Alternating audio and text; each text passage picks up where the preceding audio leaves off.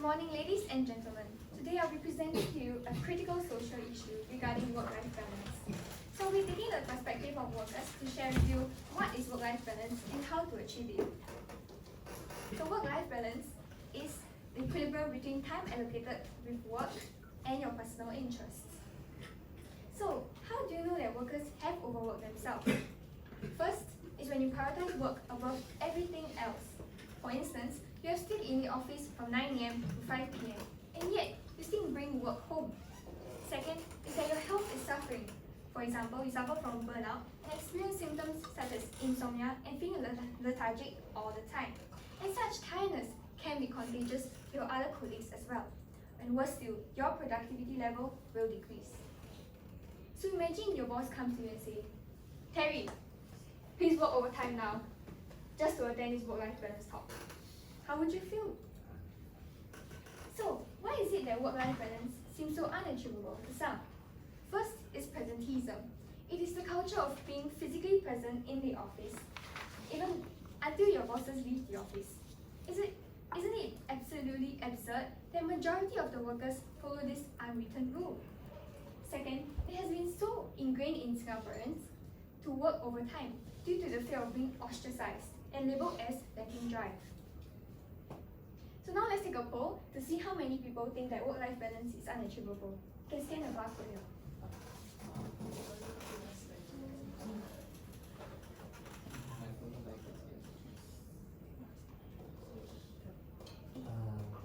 Oh, okay.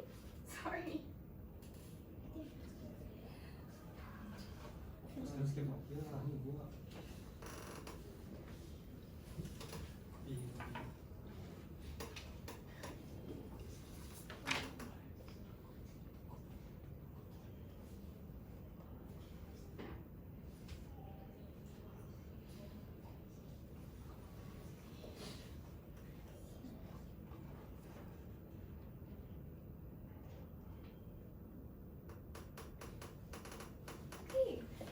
The majority shows that you think that work-life balance is unachievable. So perhaps knowing the dire consequences will help to understand how to integrate work and life.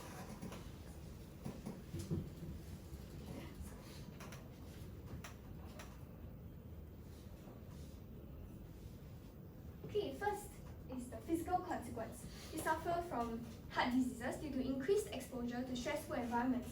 It is also mentally straining and taxing on your body. Second, your loved ones will be negatively affected as you neglect to spend time with them, and this could lead to broken relationships. However, workers are definitely guilty of skipping such activities. It is not as if you attain a certificate of achievement for attending such activities. Furthermore, these activities are usually one-time off events, and they doubt the effectiveness of activities. And they would rather rest at home, and thus incentivized to engage in such activities. However, it is unfair to say that work-life integration is totally neglected. Research has shown that individuals are more participatory in sport events such as marathons. Employers have also been organizing more team bonding events such as baking classes for employees to attend. The government has also been offering free exercise programs in central business district areas for workers to attend. And ultimately, it is for individuals to decide. You can manage yourself by prioritizing the urgent tasks. As the saying goes, too much priorities becomes no priority. Next, you can also manage your stress by taking physical actions. And last but not least, you can manage your time by extending your deadlines of the assignments and asking employers for extension of deadlines. And this, of course, requires the cooperation of the employers, which I'll pass to Lukman to discuss from the perspective of the employers. Thanks, Kelly. So, good morning, ladies and gentlemen. My name is Lukman, and today I'll be talking to you about the role of employers in achieving work-life balance. So first, let's start by defining who employers are. Well, in our context, employers are private companies who hire workers. So most of you here either work for an employer or an employer yourself.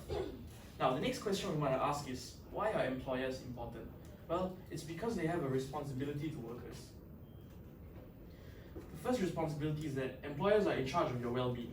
So if a worker is stressed, employers need to be concerned. Employers also Sorry, we're facing a technical issue. So employers also provide a physical environment for people to work in, and this is basically the office.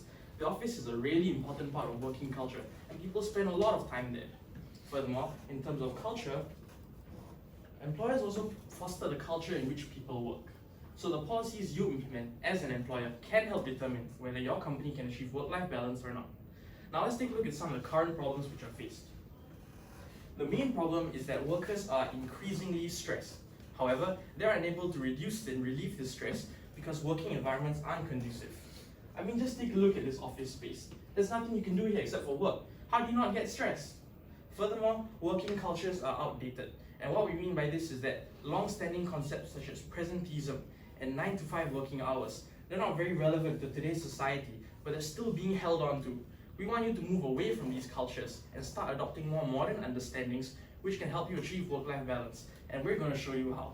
But before that, I want to introduce you to this new term, work-life integration. Work-life integration is essentially an evolution of work-life balance. It understands that work and life are no longer as distinct. In fact, today, they're more intertwined, and we need them to complement each other, not cancel each other out. So with this understanding in mind, we now have two solutions we want to propose to you to help you achieve work-life balance and in the long term, achieve work-life integration. So our first solution is focused on improving working environments. Like I said just now, the working environment, which is the office, is a very important place that people spend a lot of time in. And it's a very stressful area. So the idea here is to help people relieve their stress when they're at work. And this can be done by creating more breakout areas. So breakout areas are essentially areas which are accessible to anyone away from their usual workstation. So breakout areas can have things like foosball or mini golf or ping pong like in the picture here. And the thing is, people can relieve their stress while they're at work. Again, this is actually a form of work-life integration because as people relieve their stress at work, they're spending more and more time with each other just beyond the professional capacity. So this is taking a socially mingling aspect of life and putting it into work, hence work-life integration. Now on to our second solution, it's more about changing the working culture. So a key feature of this is flexibility. When you're more flexible, you will open yourself up to a whole new world of possibilities.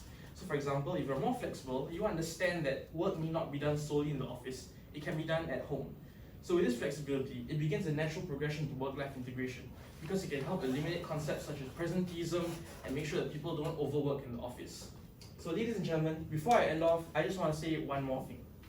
There is no one-size-fits-all universal solution for you today. Even what I've said here today may not be applicable to you. The main thing that I want you to take away from this, the key thing, is that you must pick what's right for you and adapt it better to fit your own needs. Only you can truly solve this problem of work-life balance. With that, I thank you for your kind attention today and now pass the time on to Lynette. Thank you. Thank you so much, Lukman. Now, before I begin, I would like you to raise your hands if you feel that work-life balance has improved in Seattle today. Unfortunately, none of you have actually raised your hands. And this actually brings this problem that though there's an increasing awareness that all of us needs to have a better work-life balance, it is very challenging to actually incorporate it into our lives.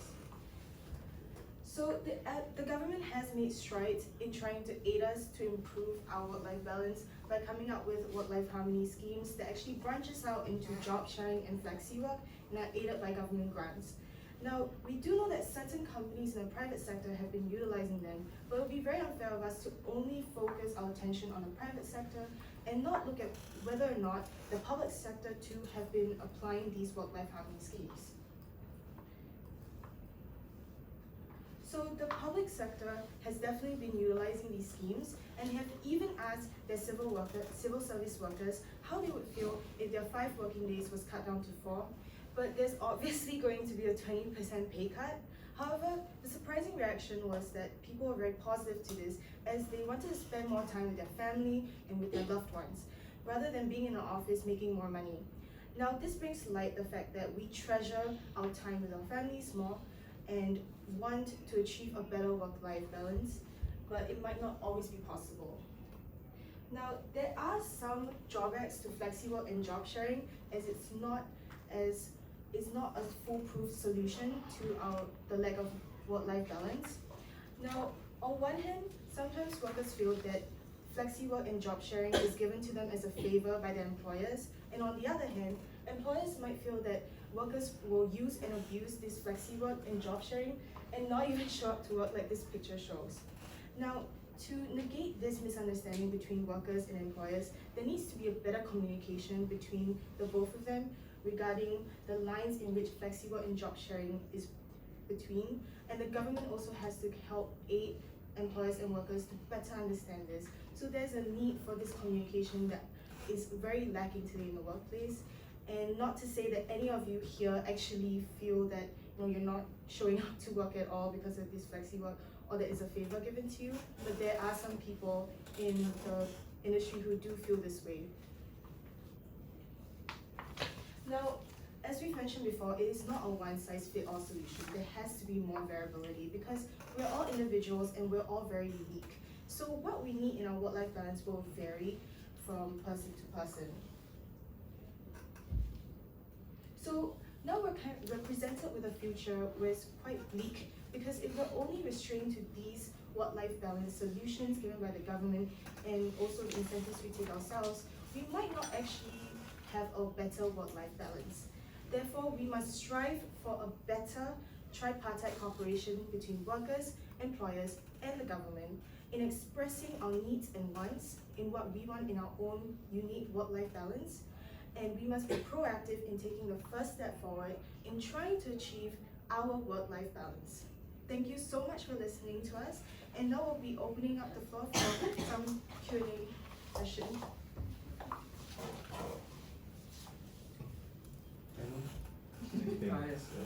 Okay, I'll start first.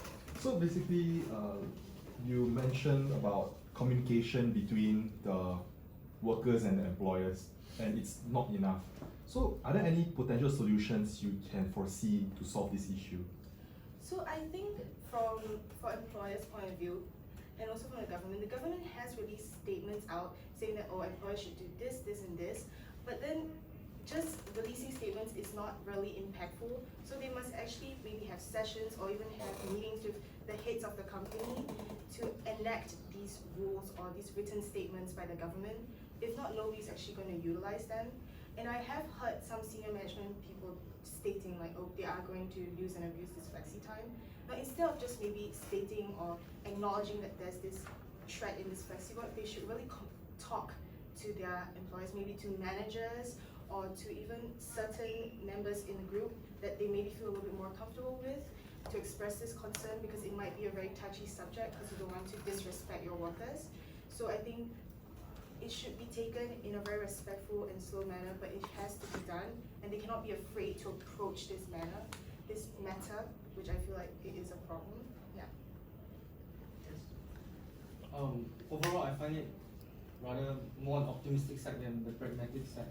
Lukman, you mentioned that we have to prioritize our jobs, right? But what about high stress jobs like being a doctor, auditor, lawyer, investment banker? The market doesn't wait for you, a person's life doesn't wait for you. So on that front, you can't really prioritize. And you talk about breakout areas, but some companies are small and they don't have the money. I mean, it'd be great if the government can sponsor everyone, but can the government do so? And next, you mentioned that public sectors are more relaxed, but I think public sector is more for helping the people. It's more for, and the jobs are relatively more stable. But for private sector, it's about margins, it's about profits. So even if workers are alright with having a 4-day work week, right, 20% cut, right? But for companies, it's more than just 20% because they rather pay the workers more, so they work more. But for companies, they lose out more. So I'll take your part on the employers part, and then I'll touch on the public sector part. So for the first one, you talked about the doctors, right? Like I said earlier, it's about finding out what you need. So a doctor's need for work-life balance, what he needs may be different from what a normal office worker needs. So it's true that someone's life doesn't wait for you, and maybe in doctor sense, like I said, what I suggested may not apply to you. But the key concept of flexibility and opening up your mind to new possibilities is something that everyone should take. It's quite general. So we hope that it's a change in mindset that can occur in all professions. And you mentioned about the lack of funds for breakout areas. So essentially, we didn't manage to include this for a lack of time, but we do have it on our blog site, which you can feel free to check out if you have time. The lack of funds for small companies is the reason why we have Solution 2. So if you don't have the money or the space to create more breakout areas, there's not much you can do about it. But you can be more flexible, and maybe in terms of your working hours or something, take another compromise there that can help improve your efficiency and overall make workers happier. So on to the public sector part. For the public sector, I know that there's some concern about, it might not necessarily apply to the private sector. But I was using an example to show that there has to be more variability, and the public and private sector does differentiate in their needs. Like I said, everything is unique and different. So we should end the Q&A here. Thank you. Thank you very much.